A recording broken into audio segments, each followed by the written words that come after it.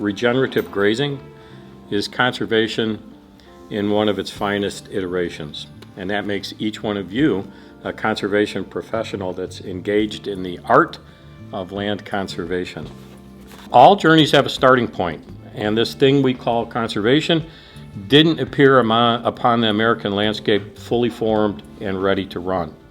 It's been a very slow evolution, and it shifts and it grows and it responds to the changes in the American national character that have happened over time. And each time you stop to admire the rising sun on a pasture, you're connecting with your transcendentalist roots.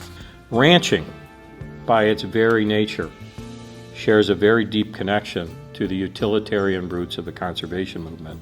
Then a new generation takes center stage.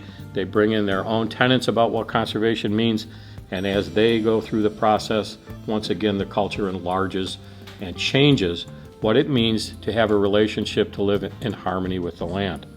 And we are riding on a newly born wave of conservation, and it's powered by unlikely new alliances between people, and at times it seems to be uncoordinated and even random.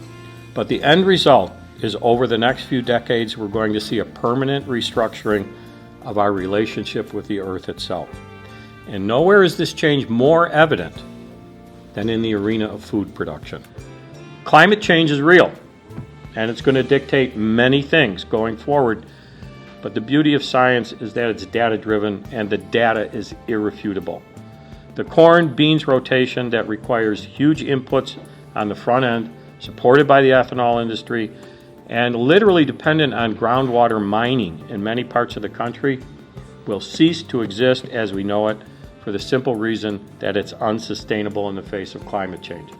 The district had retained one cattle operation, but by the time the original owner was ready to relinquish that lease because of age, our staff had already come to the conclusion that grazing was a critical component of grassland management.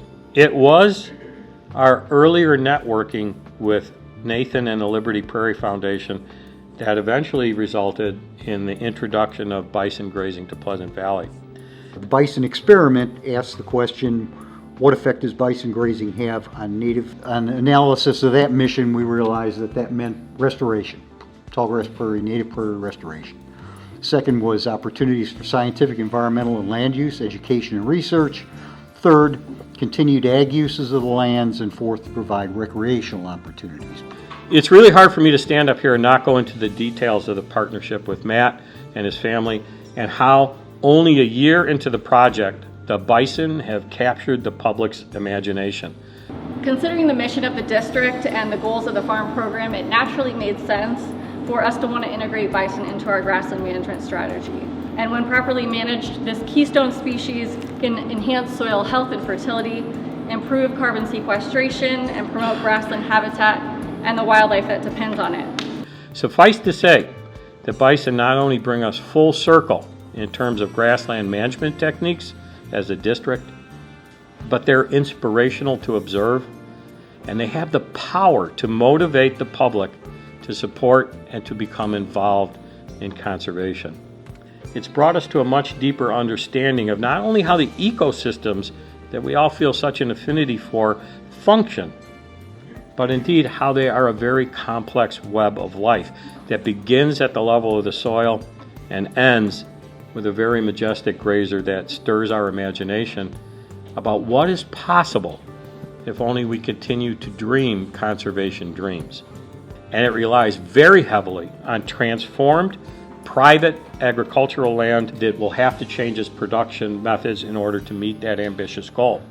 Not new public land, but changes to agriculture on private land to make it more sustainable. I believe that regenerative grazing will be at the forefront of that transformation.